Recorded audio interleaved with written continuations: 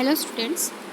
ये क्लास आपके seated math से रिलेटेड है। आज जो हम लोग डिस्कस करेंगे वो टॉपिक है place of mathematics in curriculum, गणित का पाठ्यक्रम में स्थान। तो किसी भी सब्जेक्ट का करिकुलम में क्या स्थान है, किसी भी सब्जेक्ट की करिकुलम में क्या वैल्यू है, वो इस बात पे डिपेंड करती है कि जो हमारा एजुकेशन का एम है वो पर्टिकुलर सब्जेक्ट उस एम को पूरा करने में किस तरह से रोल निभा रहा है ना। तो अगर हम प्राचीन काल से देखें तो चाहे हमारी भारतीय सभ्यता को देखें या पाश्चात्य सभ्यता को देखें, दोनों ही तरफ से ये टोटली प्रूफ हुआ है कि जो मैथ्स है वो शिक्षा के उद्देश्य, जो मेन उद्देश्य है हमारा क्या आता है, सर्वांगीण विकास। तो मैथ्स को सर्वांगीण विकास से जोड़ा जाता है। सर्वांगीण विकास में बहुत इम्पॉर्टेंट रोल प्ले करता है।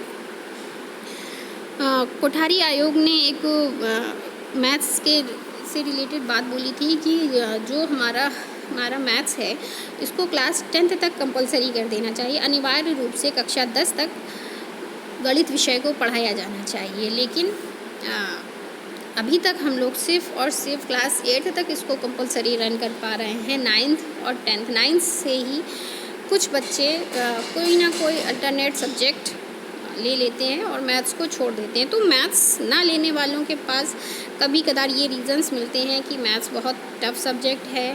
ज़्यादातर मैथ्स में बच्चे फेल हो जाते हैं और कुछ के पास ये भी रीज़न्स होता है कि हमको इंजीनियर नहीं बनना है इसलिए हमको मैथ्स नहीं पढ़नी है। इस तरह के कुछ रीज़न सामने आते हैं। तो इनसे कंक्लूज़न हम कतई ये नहीं निकाल सकते हैं कि मैथ्स टफ सब्जेक्ट है। मैथ्स टफ सब्जेक्ट नहीं है, बल्कि हम इसको इस पे कि हाँ सबके अंदर इंडिविजुअल डिफरेंसेस हैं। ठीक, तो इंडिविजुअल डिफरेंस को हम एक रीज़न मान सकते हैं कि कुछ बच्चे क्यों छोड़ देते हैं। लेकिन हाँ, अगर जैसे 8th तक हम कंपलसरी पढ़ा रहे हैं तो बाकी लोग पढ़ रहे हैं, उसी तरह से 10th तक अगर हम कंपलसरी पढ़ाएँ तो बच्चे उसको फिर लेंगे ही लेंगे। बट ये रीज़न आता है कि फिर हम मतलब उनको असफलता का भय रहेगा, उनको फेल होने का डर रहेगा। तो फेल होने का रीज़न ये हम कतई नहीं ले सकते हैं कि मैथ्स एक टफ सब्जेक्ट है, बल्कि हम रीज़न ये ले सकते हैं कि हाँ इंडिविजुअल डिफरेंसेस और मेंटल एबिलिटी डिफरेंसेस की वजह से ये इस तरह के रिज़ल्ट्स आते हैं। अब क्यों अनिवार्य होना चाहिए मैथ्स क्लास 10th तक?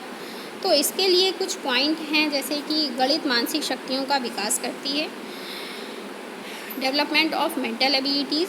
तो किस तरह की मेंटल एबिलिटीज़, क्योंकि जब भी मैथ्स के जो क्वेश्चंस होते हैं उनको सॉल्व करने का तरीका जो होता है वो सिस्टमेटिक होता है और लॉजिकल होता है। तो ये सिस्टमेटिक और लॉजिकल तरीके से सॉल्व करते करते जो भी लर्निंग से रिलेटेड मेंटल एबिलिटीज़ हैं वो पॉलिश होती जाती हैं, डेवलप होती जाती हैं, जो कि हमारी अदर सब्जेक्ट्स की लर्निंग में बहुत हेल्पफुल होती हैं।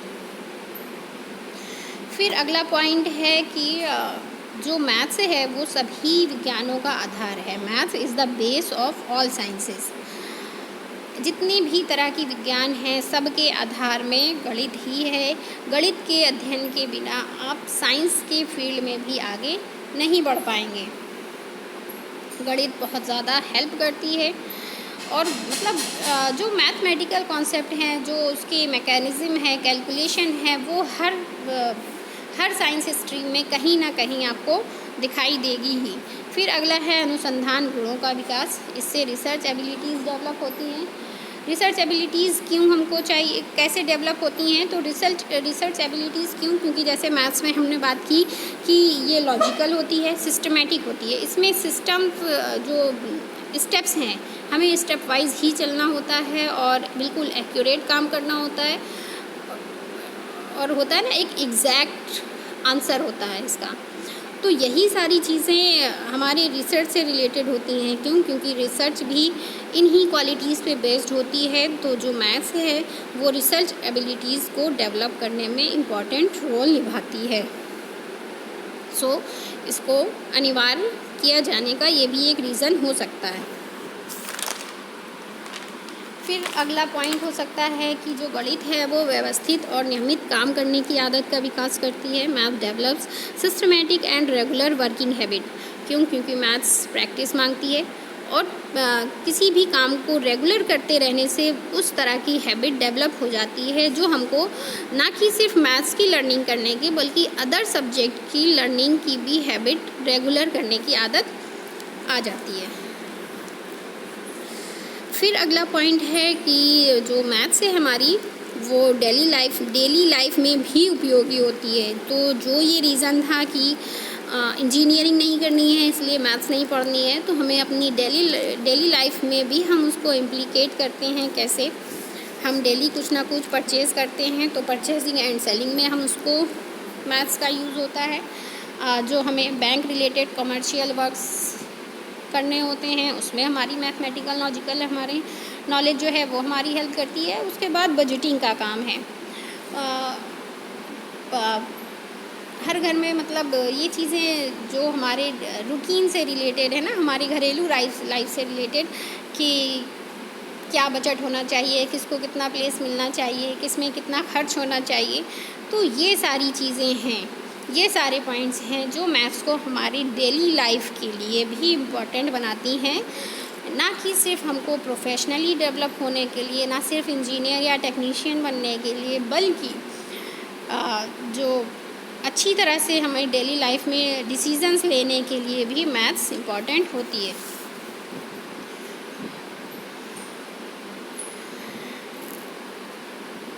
ऑब्जेक्टिव्स क्या हैं मैथ्स करिकुलम के? तो दो तरह के ऑब्जेक्टिव्स होते हैं, एक नैरो ऑब्जेक्टिव और ब्रॉडर ऑब्जेक्टिव। तो नैरो ऑब्जेक्टिव में हम ले सकते हैं कि to develop useful capability related to numeracy, मतलब जो भी न्यूमरेसी से रिलेटेड क्षमताएं हैं उनको डेवलप करना। इसके अंतर्गत के किस तरह की क्षमताएं आएंगी? संख्याओं की पहचान करना, संख्याओं के बीच में जो भी ऑपरेशन मतलब नंबर ऑपरेशन जो भी अंतर क्रियाएँ होती हैं उनमें उनकी कैपेबिलिटी, उनमें कैपेबल बनाना, मेज़रमेंट करना सीखना, परसेंटेज निकालना सीखना। तो ये जो गणितीय क्रियाएँ हैं, है ना, मतलब परसेंटेज निकालना, किसी सम को सॉल्व करना, ये सारे कॉन्सेप्ट्स इसके नैरो ऑब्जेक्टिव के अंदर आते हैं। उसके बाद ब्रॉडर ऑब्जेक्टिव की अगर हम बात करें तो ब्रॉडर ऑब्जेक्टिव में आता है to develop the child to think and reason mathematically. जो बच्चा है उसके अंदर जो गणितीय विचार और गणितीय तर्क को विकसित करना, ये इसका व्यापक उद्देश्य होता है। अब गणितीय तर्क जैसे लॉजिकल कंक्लूज़न निकालना, कोई भी लॉजिकल डिसीज़न लेना, मतलब तर्क बेस निर्णय लेना, तो ये जो विकास करना है, तर्क बेस निर्णय लेने का विकास करना है, ये आएगा ब्रॉडर ऑब्जेक्टिव में।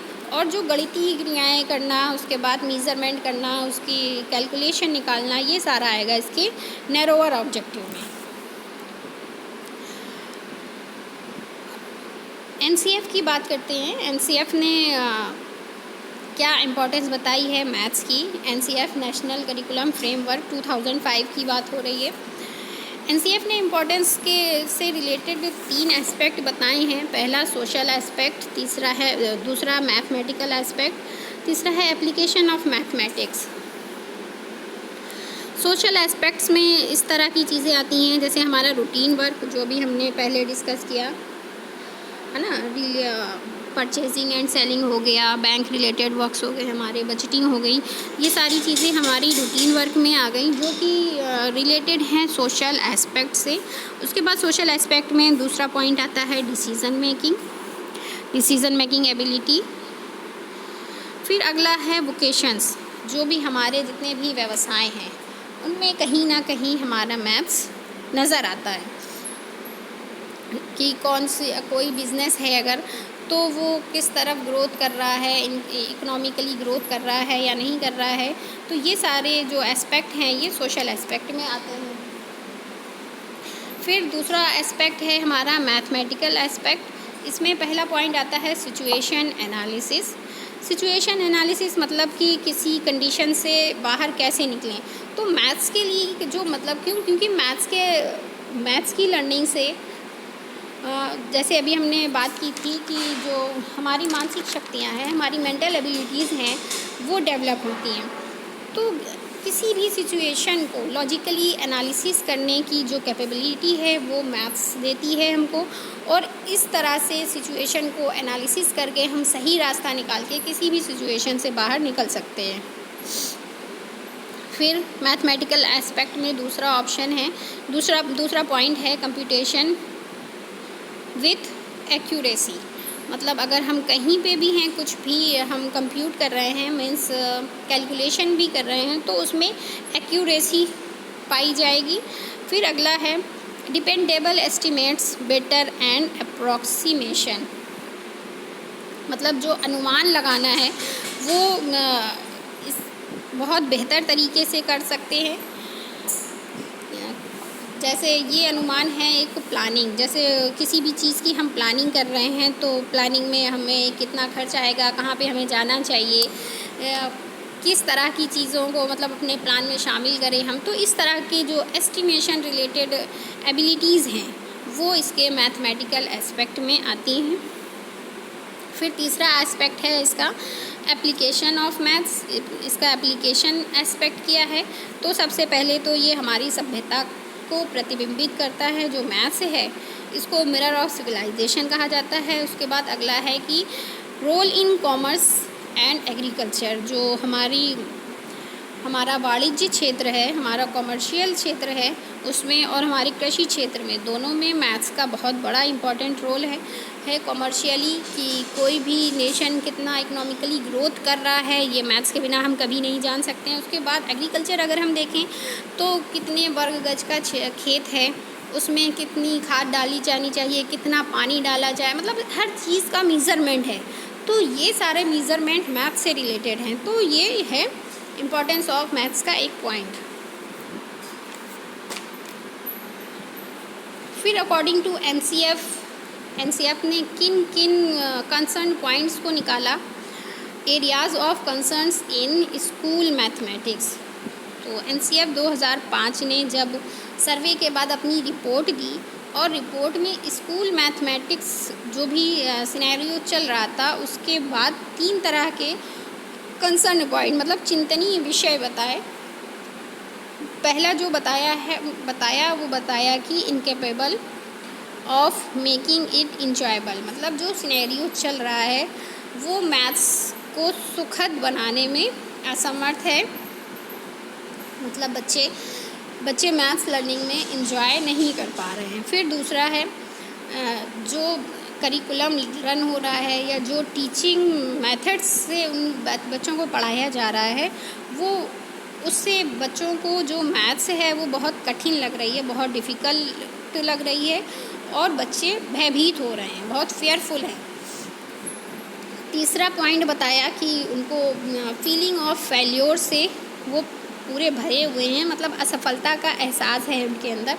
तो ये 3 चिंतनीय विषय बताए। तो ये कौन कौन से थे? पहला, इसे जो मैथ्स का प्रेजेंट सिनेरियो था वो था स्कूल मैथमेटिक्स का जो प्रेजेंट सिनेरियो था उस टाइम पे वो उसको मैथ्स को सुखद बनाने में असमर्थ था, बच्चे भयभीत थे और बच्चे असफलता के एहसास से दबे हुए थे। ठीक, ये 3 चिंतनीय विषय बताए थे। फिर एनसीएफ ने ही विज़न भी बताया कि जो स्कूल मैथमेटिक्स का विज़न क्या होना चाहिए। तो पहला विज़न इन्होंने बताया, children learn to enjoy mathematics rather than fear it. कि बच्चों को मैथमेटिक्स इस तरह से पढ़ाई जाए कि बच्चे इसको आनंद लें, ना कि इससे डरें। ठीक, दूसरा पॉइंट बताया कि चिल्ड्रन लर्न इम्पॉर्टेंट मैथमेटिक्स, बच्चे महत्वपूर्ण मैथ को पढ़ें। Mathematics is more than formulas and mechanical procedures.